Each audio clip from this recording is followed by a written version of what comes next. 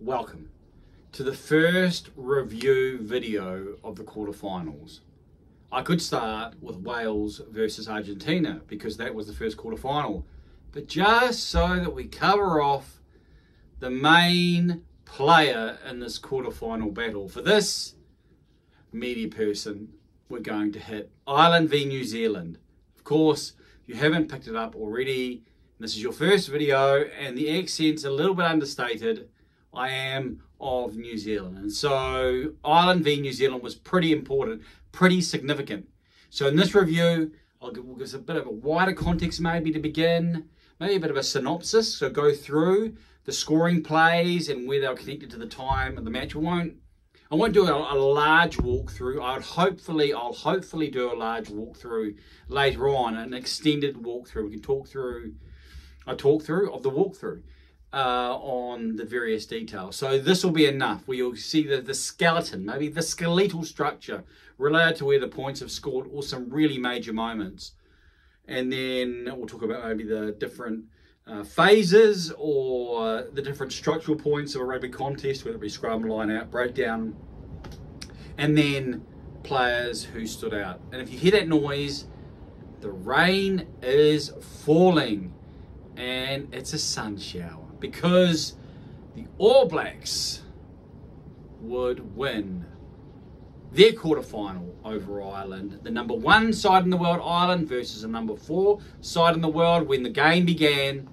And it would be the number 4 side, the 3-time defending champion, who would hold on and would pull it out in the end. I'll get to the various details. We'll do the synopsis. It's one of those words where it's very easy to like to fumble. If you miss the first syllable, then it's very easy just to trip over the popsis or nopsis, depending on how you want to frame it.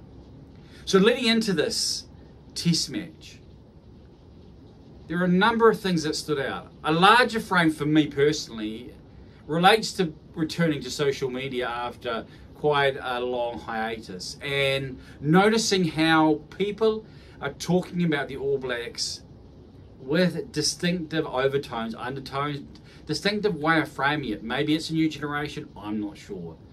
But less respect, more comedy even. I may have mentioned it previously, but someone pointed out or wanted to opine that they were the West Indies of rugby. The recent years have wearied people's perception or people's reigning assumption about what it meant to wear the black kit. And they were thinking, well, it's been long enough now, and this must be the way things are going to be. The West Indies, you keep thinking, surely, next generation. And while they have some success in the hit and giggle part, in the pure white, it's not the pure All Black, but the pure whites, they are a bygone memory. And I know in my youth they were something to be respected and something to be feared, and therefore the connection there. So that's been interesting. Again, form is temporary, even if it's in an elongated shape or structure or timing, it is still temporary if the class is permanent. And my belief and conviction still remains, even though, you know, I don't think we're the team that we were in 2015, and maybe we won't ever get back to that point, in my lifetime, because that was one out of the box. However, the ability within our frame, within our rugby community is still there, and it just required putting those pieces together. It looked like that was happening in 2023, the early part. Of course, we've documented South Africa and France, those 2 matches at Twickenham and St. Denis to start the Rugby World Cup had caused people to think, okay, when it really counts, they're still weak at the knees. And here we were, facing the number 1 side in the world. Here the All Blacks, here New Zealand, we're facing the number 1 side in the world. The ultimate test. 17 wins in a row. They're the form side, winning a test series in New Zealand 2-1. Who beats New Zealand in New Zealand? The writing was obviously on the wall. So that was a larger context framing it for me. We're 5 minutes in, so we could be here a while. And then the week started. and I heard what was being spoken by both the players and by Ian Foster. And it said to me, these guys are ready. These guys are wanting this. These guys are confident where they're at. And this is not something they're like, oh, well, we only were given something. Yeah. They were saying, this is what we want. We're where we need to be. We're going to overcome. And so throughout the week, my vibe, my gut, and the old gut, second brain, it generally, in some shape or form, provides a reasonable indication. And so even though there was anxiety beforehand, there wasn't the feeling of like, oh, I'm sick here. Not overtly anyway, which does tend to happen when, at some point, maybe it's in the contest, you start feeling it. And I didn't have that even throughout the 80. I'm just trying to think if that's the case. I don't think I did. I think there was a couple of times near the end. I think maybe one time near the end where I was like, it could break here. There was just, and they were able to hold. But we'll go through that when we do the synopsis. I've got it written down here on my device here, so I want to work through it, just the numbers, and you can see, maybe like a map. You can see that you'll get that general idea of the road from beginning, kickoff to the end, in the 83rd minute as it was. So getting back to that beginning, so there was a good vibe for me, and I thought the All Blacks were ready.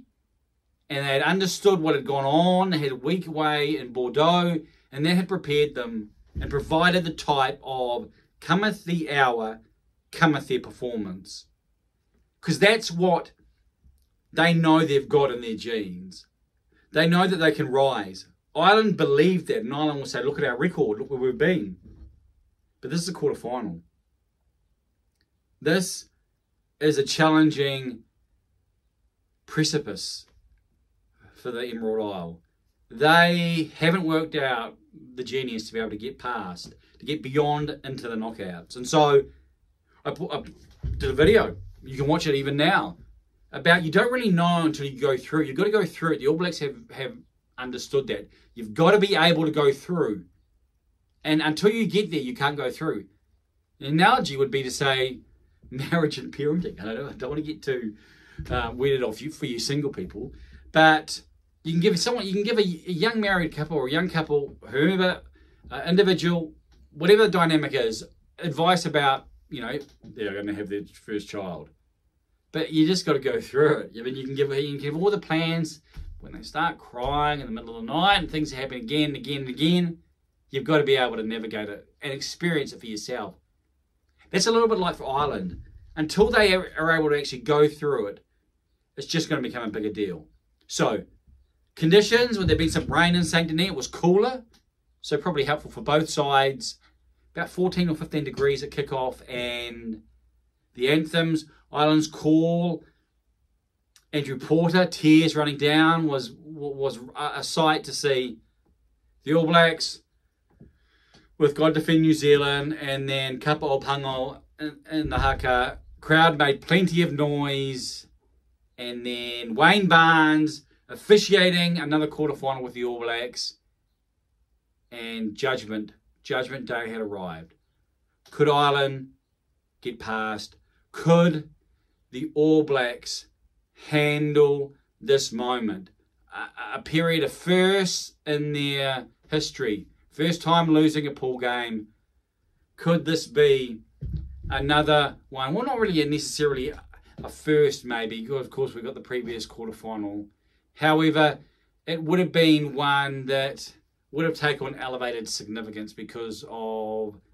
I think I mentioned to my father, if they'd have lost this quarterfinal, then the record for Foster and Kane, this would have been the cherry on top of that cake. The cake that said failure would have had that cherry or the candle, which would have been a quarterfinal loss. However, if they're able to win 3 test matches in a row, that cake changes. In fact, the cake becomes something different. And so all that's been is now reinterpreted, and in one sense is viewed through Rugby World Cup 2023. It's the nature of sport, isn't it? It's pretty crazy, especially top line sport. So the first half began. First couple of minutes, maybe first 3 minutes, I was like, the All Blacks look a little bit nervous here. There was a couple of sketchy passes from Aaron Smith that he talks about. Geordie Barrett, when they got a penalty, I think he hooked it. Didn't go very far, and you're wondering, okay, composure. And then it kicked in. In the 8th minute, after 29 phases, the All Blacks would kick their first penalty points. 3-0, Richie Mo'unga, pretty adjacent to the post. They'd gone to use the advantage. It didn't come off. I won't say too much more. We can say that for the timeline. So it was 3-0, the All Blacks. 14th minute, a Kane tackle, a Sam Kane tackle. Kalen Doris, boom, and Sam Kane set him down. Ali Sevilla over with the jackal on the 15-metre mark. Geordie Barrett kicks. It's a long kick. It's outside the left-hand upright, so it's a fade. Not necessarily always you see. Often Geordie can. He has quite a flat trajectory when he often times it. Bit of a whacker. And 6-0. 14th minute. I'm getting myself confused with the minutes and the points. 6-0, 14th minute to New Zealand. Good start. Still inside one score, but good start. We talked about the importance of a good start versus Ireland. Not only because that will build confidence for the All Blacks, but it will begin to create noise within their head about, is it happening again? 20th minute. The All Blacks put a ball in the air from memory, and Lowe, the Kiwi winger, has the mark. James Lowe. I was going to say, I was fumbling for his first name for a minute then. You probably realise that. James Lowe. And he kicks deep. But he doesn't kick it out. He's got a really good left boot. And it's worked.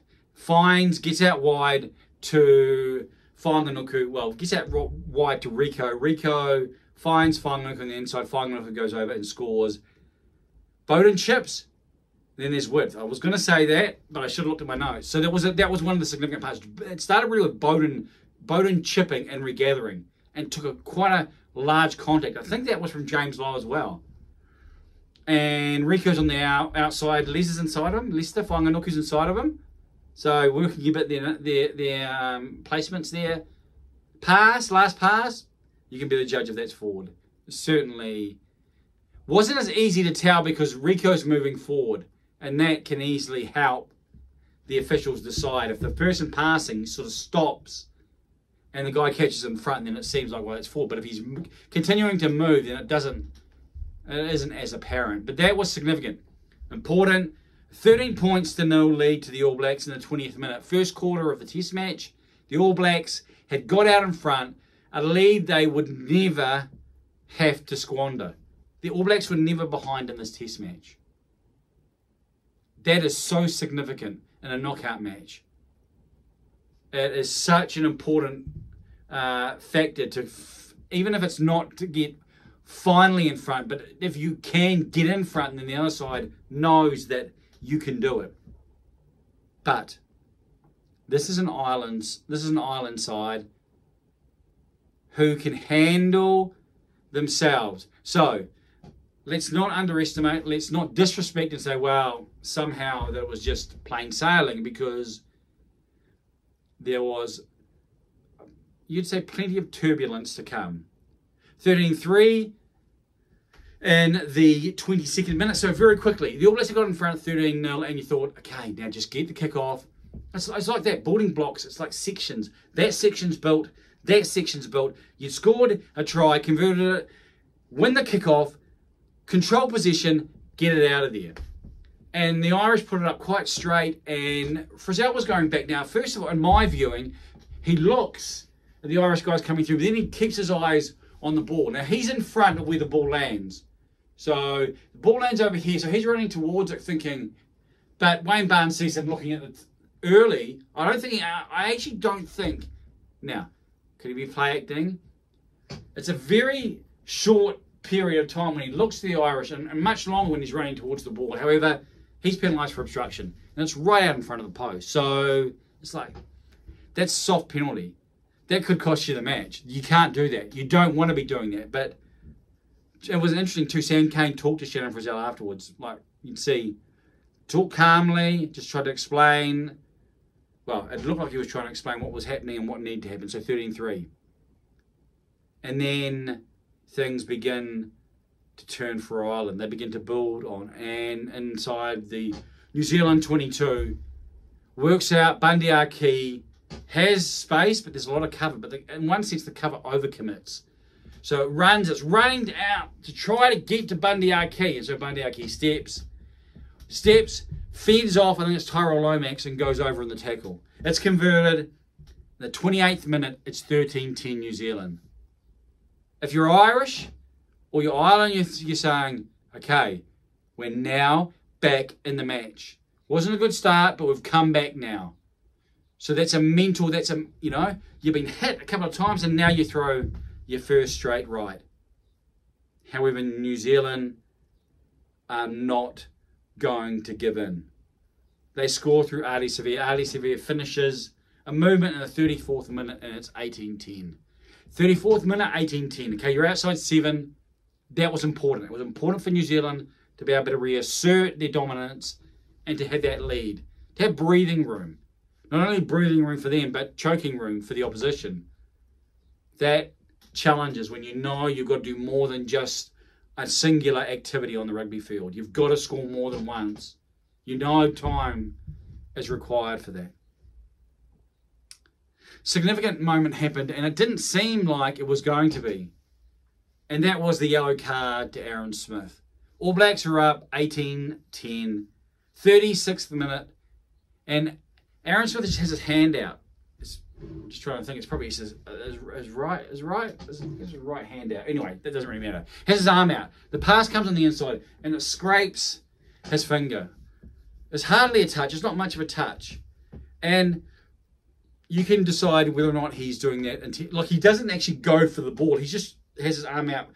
Before the pass is activated, his arm, it looks like in the coverage, it's already there. However, the ball goes past, and the TMO decides to get involved, decides to give it a larger angle and see if there's any cover, suggests that actually, that because they're on the 22, they're attacking, that's more than just a penalty, which is what Wayne Barnes had awarded. And so it's a yellow card. We don't want cards. Discipline. The All Blacks have been pretty disciplined. You think of that situation and the previous penalty that began it for Ireland. Those are things that you'd want to remove if you were New Zealand. However, that happened, and something else transpired, and that was just, I guess, after that, or leading to that. Excuse me. That's right. It was leading to it. There was a pass from James Lott. He passed it really flat. Well, I thought it was pretty forward. Wasn't called. It wasn't a floaty pass, and he stopped, so you could actually see there's a tram line. But one of those things in rugby, I thought overall, I mean, I quite like Wayne as a referee. I'm pretty comfortable. I'll slow down, because you understand and you can see that he has a philosophy of refereeing. Yes, decisions and interpretations are going to happen, but if someone has an overall philosophy, you've got a foundation to know how they're going to operate. And I think Wayne has that, and there's a good demeanour with the players. We'll take it on the chin when he makes a mistake, and he pointed that out. Blew a whistle too early and didn't play advantage to the All Blacks, and fessed up. So, yellow card, Aaron Smith's in the bin, close to half-time. They talk about 5 minutes before half-time, 5 minutes after half-time, and here we go. Eventually, they would have a penalty. I mean, eventually they have a line-out. In the 39th minute. Just hold on. And as they begin to maul away, Jamison Gibson Park, the other halfback, the other scrum half, a fellow Kiwi, took the ball and decided to go in close, take it himself.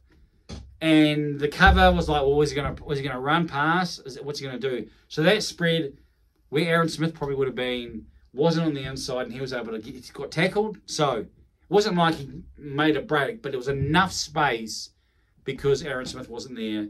Got tackled, reached out, try, converted, 18-17 at half time. 18-17 at half time. And as I sat back and sort of took it all in, what had been, Aaron Smith still had some 5 minutes to go on his yellow card. The All Blacks had played better than Ireland. They had created more. And you would say that if you're in the Irish changing rooms, you probably were positive about the second half. If New Zealand have given their best shots, Ireland don't feel like they've given their best shots. We can talk about some of the phases and where I think New Zealand dominated, but certainly there were moments and occasions when Ireland were able to phase away. The machine was able to purr, not as much as they would have wanted, but there were a couple of occasions, I think, in particular, when you saw Ireland begin to start to get their momentum. However, was too punctuated or too punctured for their liking. So half-time, 18 points to 17 to New Zealand, or to play in the second half. Significant point in the second half. There are no points conceded in the rest of Aaron Smith's yellow card. So post the try, which was big enough, there were no more points. So early part of the second half, the All Blacks didn't concede. And then, potentially, I mean, I think there were a couple of turning points in the second half, but potentially one of them, they're in defence.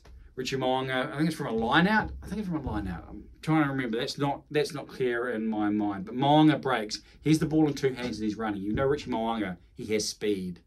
He has speed and he has a deft ability. Very good laterally, very good on his feet, and breakout speed. You know, the speed that's not necessarily, he'd get, you know, if Will Jordan's beside him, Will Jordan may not necessarily be leading after 10 metres, but he will be after 20 or 30 because the greater running ability. And so Richie Mo'unga's running to the line, ball in hand. The defence is looking, what's he going to do? They slide a little bit. He's able to gun and breaks. He's Will Jordan, like you know, his wingman beside him. Will Jordan is running and obviously comes up on side of him. Interestingly enough, because Richie Mo'unga has enough speed, it doesn't allow Gary Ringrose to come across. Gary Ringrose is coming across here. He's able to get to the fullback. I think it's the fullback. I think it's Keenan. I don't think it's James Lowe. But he's able to get to that last defender. Maybe it is James Lowe from memory. Before, if Ringrose was able to get to him before he got to the last defender, then it wouldn't have released Will Jordan. But he's able to get to the last defender, find Will Jordan. Yes, and I think it was James Lowe, because Hugo Keenan is the one who chases Will Jordan. Will Jordan goes over, sort of in his tackle.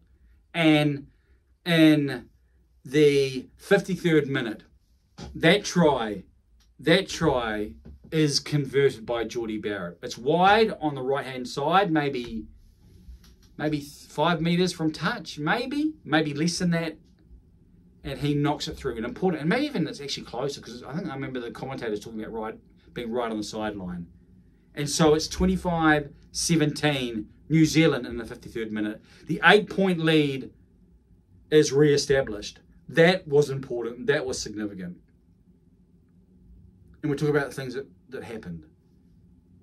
This is probably the second time in a test match where the main man in the Irish team, Johnny Sexton, has not made the most of every opportunity. Ireland have a penalty. It's pretty adjacent to the post. I'm just trying to think of what the time was. It may have been around the 60-minute mark. I haven't put that down here. But it was just the left-hand upright. I mean, you expect, if you saw the All Blacks or the New Zealand versus South Africa versus New Zealand test match at Twickenham, the one that Richie Mo'unga missed, hit the post, similar. I think probably Sexton's is a couple of metres to the left, but it's one that he would expect to get most of the time. He doesn't just hit the post, he hooks it. And so it stays at 25 points to 17. That is a huge miss when you look at the fullness of time. At the back end, instead of being behind by a total that's outside 3 points, maybe Ireland had that last play and all they need is 3 points to get in front.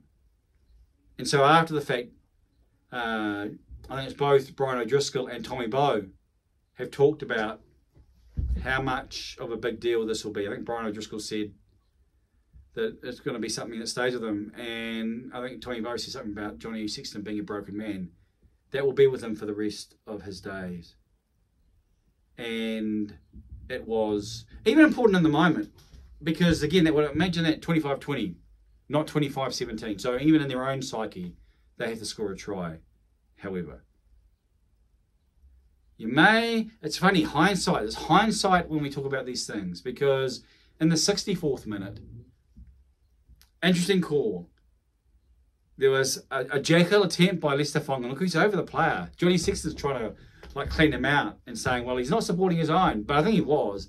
Sam Whitelock was the tackler. He rolled away, but he rolled away, I think, into Caelan Doris. He sort of takes out the cleaner.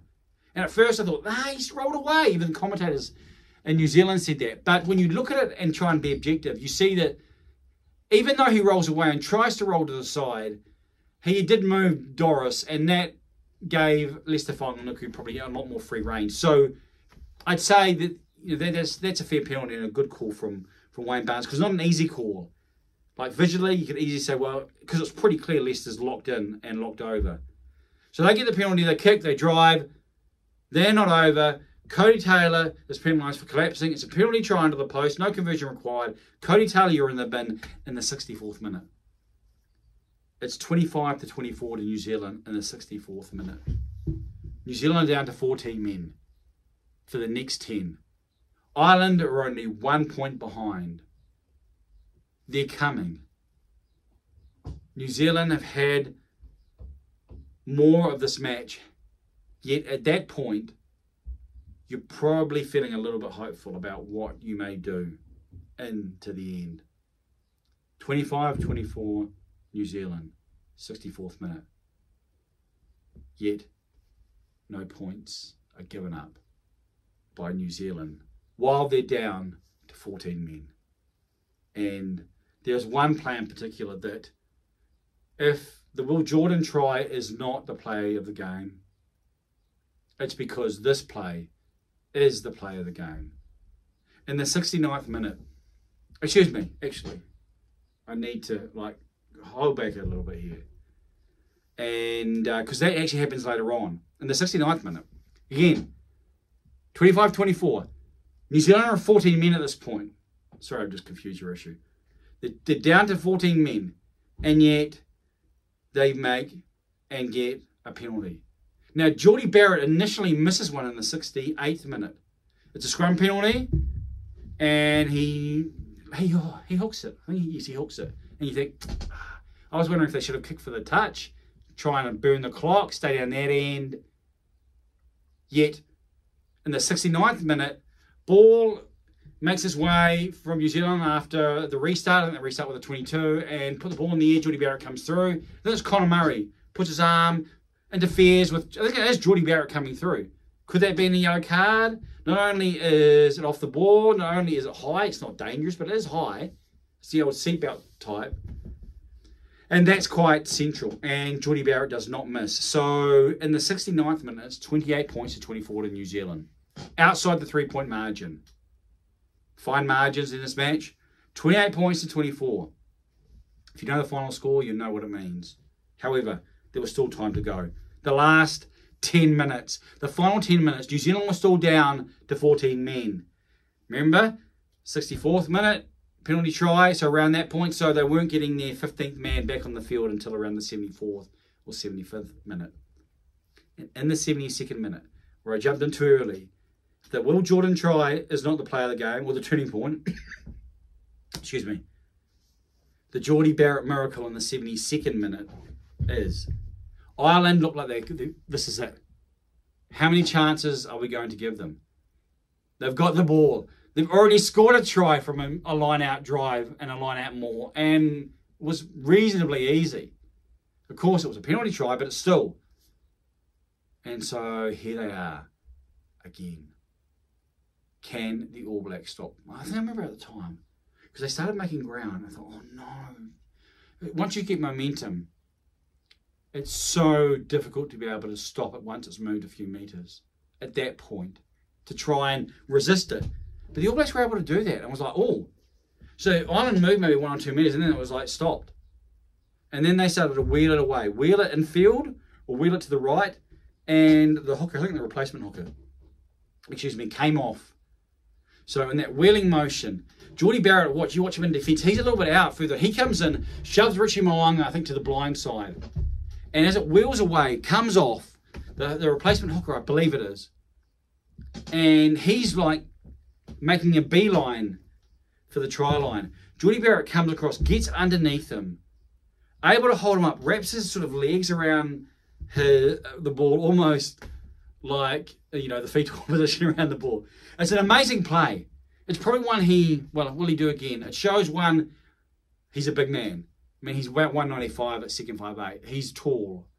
And even though he's, slenderish, there's still some strength in that frame.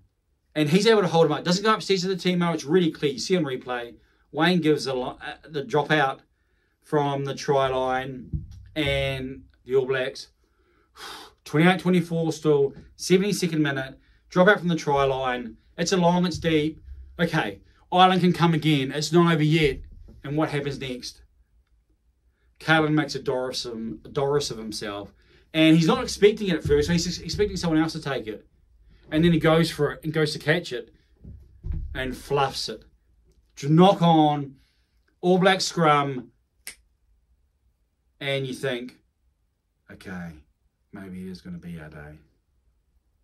And then New Zealand, All Blacks, return, 15 on the field. The replacements on the field. They're doing well. They're scrummaging well. And things are positive. They put phases together.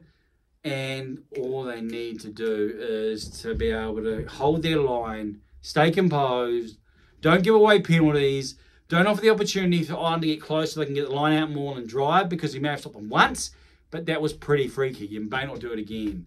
And what happens if it's the first time, as in the first time, it's a penalty try? It's good night. And so you'd say the summit of this contest probably started with about a couple of minutes to go. And Ireland had the ball inside their own territory. But they began to build. They began to build. And they continued to build. And as they continue to build, they continue to get closer and closer and closer to the All Blacks 22. Now, all of a sudden, they're inside the All Blacks 22. It's gone past 10 phases. We're in the 20s. And there's no sign that Ireland are going to submit or going to give in. They're not necessarily making great distance. However, they are asking the All Blacks every time, make the tackle. Make sure the tackle is legal. Make sure the breakdown work is legal. Don't get offside. Be behind the hindmost. All these various things again and again and again and again. We're here in our commentary. We've got Mills Moiraina and Jeff Wilson, two storied All Blacks. And I thought it was Mills Moiraina in commentary who was yelling out, call it! Call it! And I think it's Jeff Wilson on the sideline. And so Mills is talking. Jeff Wilson is imploring Wayne Barnes to call. I think there's one on the right-hand touchline when Ardie Severe's over it. And Ardie Severe's like, he gets cleaned out or lets go. And then he turns to look at the assistant. And he is quite vociferous with it all. And 37 phases. There's still... It's not desperate. The All Blacks seem like they're in control. The players are fatigued to their limit. So it's not necessarily, there isn't necessarily the propulsion. However, there's moments when Ireland maybe look like they're on the outside channel there and All Blacks are able to cover. And then Sam Whitelock. 151st Test, Sam Whitelock. The most capped All Black of all time, Sam Whitelock. The man who's on the bench, the replacement lock. Was it a clean release? There's debate. He gets over the tackle player. They can't move him. He wins the penalty. The All Blacks know at that point. Ireland know at that point. Then it is over. The All Blacks do what they need to do to get the ball out. They win the test match 28 points to 24, and pandemonium breaks loose in Stade de France. All Blacks on the sideline celebrating. All Blacks in the field. Irish on the field. Some lying on the ground. I think it is. Some on their knees. It's all happening. The players know the significance of this contest, and the All Blacks are able to knock off the #1 team in the world at the time. They're able to put into practice what they hadn't been able to do consistently. They were able to go places in that match, find the form, find the discipline that they hadn't had. Their discipline was solid. Not perfect, but solid. If they roll that out, maybe get rid of some of the really soft elements, then that's the type of game and the type of performance that can win a Rugby World Cup. Of course, they beat Argentina in the semi-final, and they're in the final. Then by nature of what the final will mean, then you'll always be calling for more. So the All Blacks beat Ireland 28 points to 24. The Irish players are understandably upset. Understandably, I don't know, beside themselves is too strong a description. Johnny Sexton, tears in his eyes as he gives the interview afterwards. Famous, his son, says you're still the best dad. So it's been reported. So it looked like in terms of touching moments with Bundy Aki, with a number of his Kiwi brethren, Chiefs teammates, Chiefs coach, Ian Foster.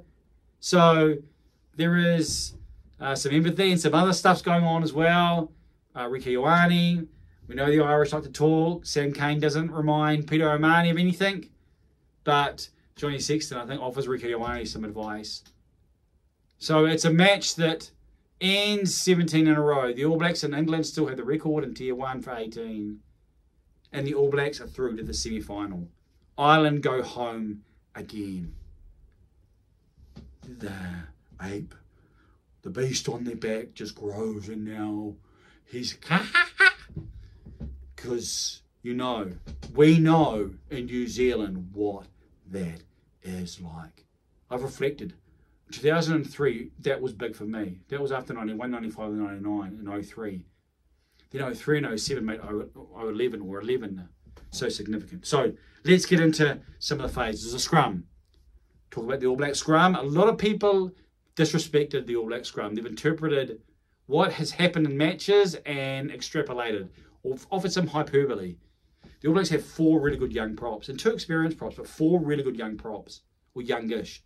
Some very young. Tamati Williams is very young. I mean, these props potentially have got 2 more World Cups after this in them. And maybe Tamati Williams could be longer, but that's a challenge, isn't it, when you're playing that position, not knowing injuries. But related to their ages, they've got time to really build. They're certainly not in their prime. However, the All Blacks dominated the scrum. Ireland have talked about it afterwards, maybe not being very happy. Andrew Porter penalised a couple of times. But the All Blacks were able to control that phase. Ian Foster's talked about it. I've noted that previously. They've freely talked about their scrum. They've brought attention to it by talking about it. If it had been something that they were concerned about, they probably wouldn't want to draw attention to it. So the All Blacks have been comfortable with their scrum. And their scrum was a winner. The line-out, another strength. We were able to challenge the Irish line-out. We had more height than the Irish in the line-out. And ours, was able to win its own ball. And I don't know the exact stats in terms of the numbers, but we were able to disrupt. There was some disruption there, pressure on, and that was another effective area. But scrum and the line-out, positive. A tick in New Zealand's column, but the breakdown was where it was at. I talked beforehand, I didn't actually provide the video. The 2 areas, the clean and the jackal, both in the breakdown. The clean when you've got the ball, the jackal when the opposition have got the ball. Yes, you clean when you're in the defence as well, but in terms of what you're trying to achieve, those are the 2 elements that are vital. And I realised after the fact that my perception of what would happen was that it would be much more of a contest. The All Blacks maybe would struggle because they hadn't been as disciplined. They hadn't been as complete and tight. Their execution hadn't been clinical. You hadn't seen clearly that the players were working in sync and in harmony. The clean out hadn't been of the standard required. And yet, I think it's the first half, I think it's on the TV, our coverage, it was 4-1 to New Zealand and breakdown turnovers. 4-1 to New Zealand and breakdown turnovers. Turners. That's an interesting way I went there. And that underscores what was happening on the field of play. And so I was surprised. In fact, Van der Fleer and Omani were reasonably absent.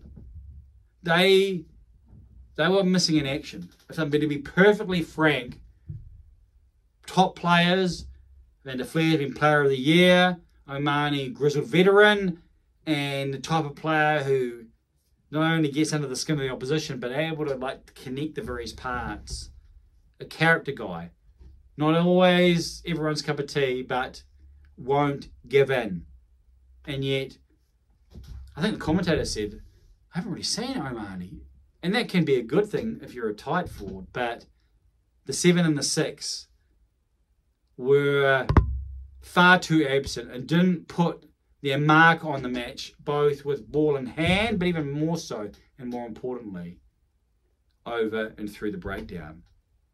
And that was the biggest surprise. The All Blacks' breakdown work was effective, it was clinical, they were able to hold the ball for their first points, 29 phases, and they were able to win the turnover penalty to stop the match. Both at the breakdown, which I think underscores their work and underscores how effective they were throughout the 80 minutes. That's a marker, a really encouraging marker. So through the various phases, they were more effective. They were able to create, and their attacking play was pretty good. Of course, there were probably through the 3 tries really. I mean, you've got ones. The first try, James Lowe, fine touch, kick the ball out. It used to be the way. Don't kick the ball just out. Kick it into the stand. That's what they used to say about the All Blacks because they would take a quick throw and counter. The All Blacks used to score from counter, counter-attacking play. And this is much the same in the first try. Ball doesn't go out. There's Richie Mo'unga maybe at the back. Finds Bowden. Bowden kicks in the air, takes it, goes out to the left, knife through butter. Just like that. A difficult lesson to learn. And then they're able to build, find Artie, and he scores on the right-hand side. And, of course, the one that's more poetry in motion. 2 men, Will Jordan, a thoroughbred. Richie, a bit more of a how would you describe it? He's a bit more of a sprinter, a bit more of a nippy man around the edges. Could play halfback, but has that speed, and so that just looks lovely because they just go through and full movements and score, and basically that's the main play, point scoring wise in the second half, and Geordie Barrett's play is one of 2. Because you'd say the final turnover has to be there. But that play, when it really counted from Geordie Barrett, holding up over the try line, will be celebrated for a long time. So that's the phases. That's the various areas of rugby union. What about the players? Well, I'm going to focus, as you may have realised, on the New Zealand side. We can talk about some of the Irish players. I think Bundy Aki stood out. I think he probably was their best on ground. Just trying to think of, I think Jameson Gibson Park had a good, really efficient game. I think there were a number who were just, were moderate. I think there were some forwards who look back and go, because of the scrum, the props will be thinking, the loose forwards. I think they missed James Ryan, in terms of the liner, that clean ball. Caelan Doris, he may have had some breakdown work. He had some breakdown work, but he also made some mistakes. So either side there. But for the All Blacks, for New Zealand, everyone played well. But I think there were probably 3 players who had their best ever test match in All Black. While Ardie Savea was named man of the match, and you can see why, because of his impact. For me personally, Sam Cane would have been the man of the match. Not only did Sam Cane, I think there were 2 turnovers each to Artie and to Sam Cane. Sam Cane made more tackles, and I think more tackles of consequence. Sam Cane was the captain. Artie Severe's been the captain. So you can see how they work together. Both can play 7. I haven't been positive about what Sam Cane has offered for the All Blacks. He's needed to stand up. I might do a video on that subject. One of the reasons we celebrate other individuals at 7 is because we see what they do, not because we just like them as people. Sam Cane's been a character guy and has been solid. But maybe because the other players around him stood up, it allowed what he provides, strong shoulder, and he tackled hard. I think it's 22 tackles. And some of those would have been dominant. Some of those led to points.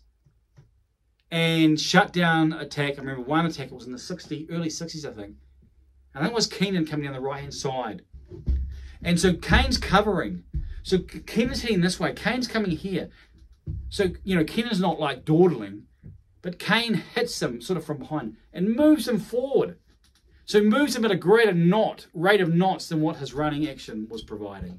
Such was the torque in that hit. So for me, that is Sam Cane's best ever test match. And we should rightly acclaim him. Yes, we've talked and we've called it when he hasn't performed, when he hasn't stood out. But he took it on his shoulders. He knew what had been spoken about him previously. He knew what this meant. If they lose this test match, his record, what people will say about Sam Cane as an All Black will not be positive. He'll be one of 2 leading dignitaries in the All Blacks, or worst ever All Blacks club maybe, or All Blacks failure. That people would be ruthless because they are with the All Blacks and because the All Blacks have had so much success. Now, that all comes again. That's the nature of the beast. One of the reasons we celebrate our previous players, is because they turn up. It's because we see that they're ready to put themselves on the line. So Sam Cane, watermark is now here. He needs to may not necessarily be the same amount, but if he's able to fill that space, and I think that helped with Artie Severe raising up. He got man of the match. So I think both Artie Severe and Sam Cane had their best test matches.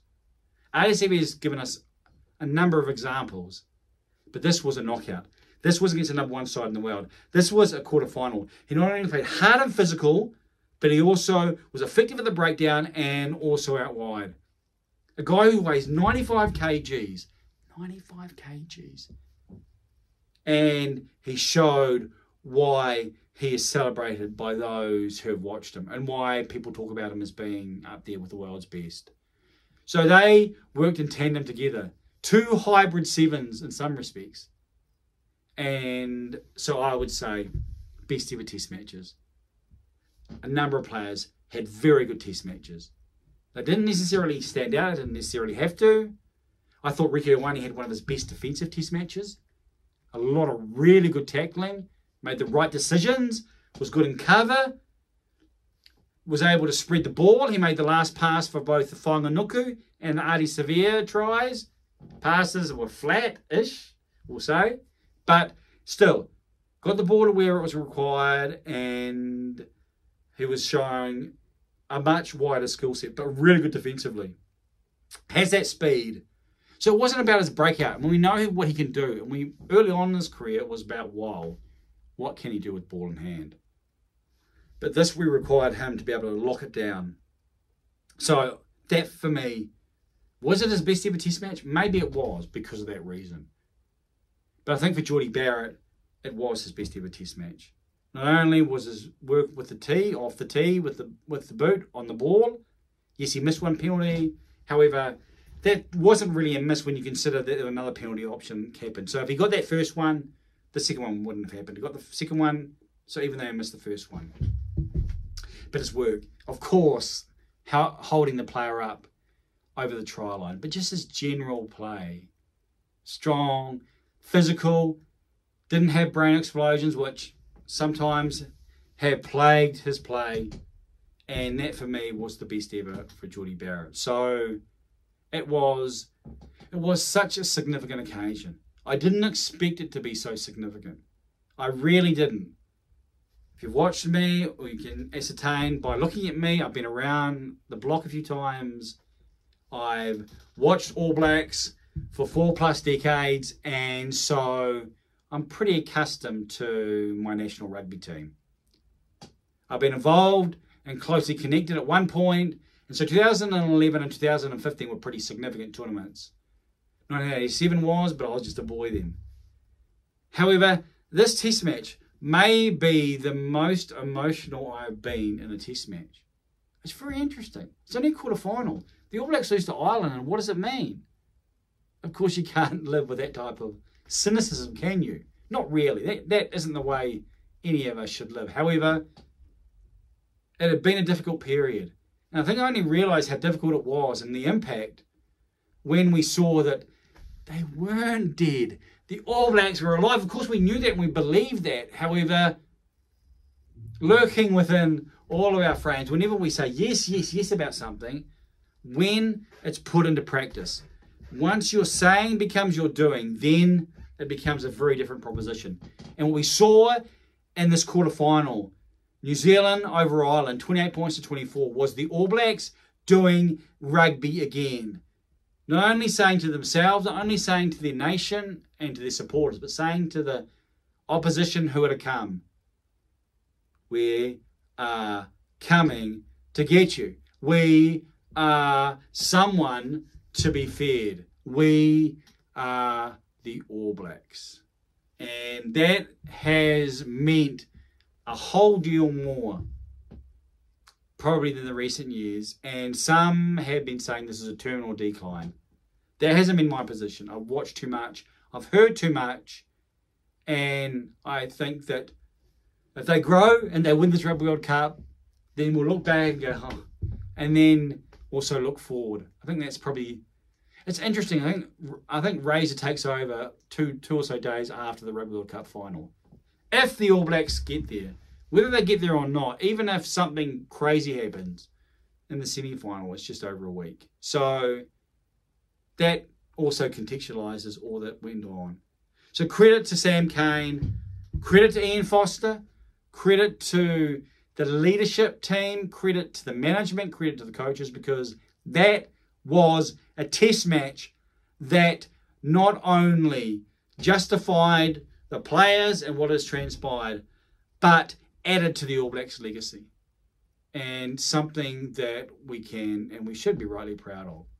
So, I didn't expect to talk this long, really. It's been a while. And you may not have stayed for the whole thing. You may have watched it in chunks. And if that's the case, I understand. This intended to be the shorter one. Hey. For most media is on my social media page on X. So, that is my summation. That is my overarching synopsis. Done it again. Both of what transpired through the 80, the various phases, and the players. What say you? What did you think of Ireland v New Zealand? What are some points for your reflection? You can talk about the various phases. You can talk about the various players.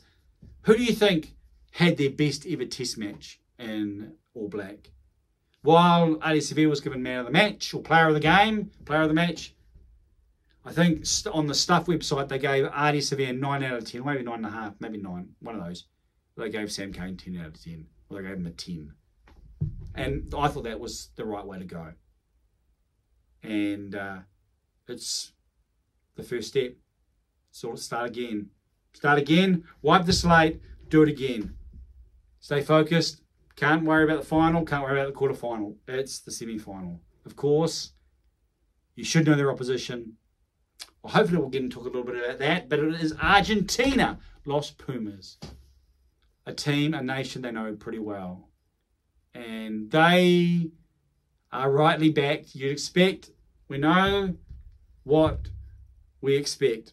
We know rugby, you've watched rugby, you'll already have a certain opinion about who should win that.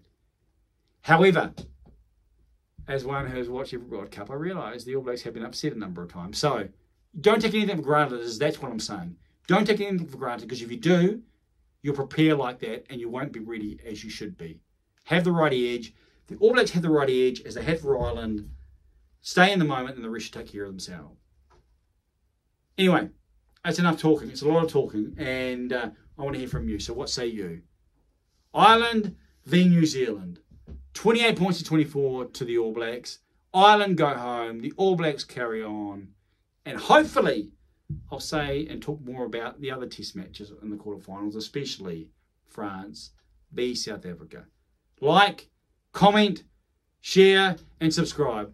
It's the YouTube channel thing. What say you? I'm going to come forward so I can push stop and end this video before we head now. What say you? I am Johnny King.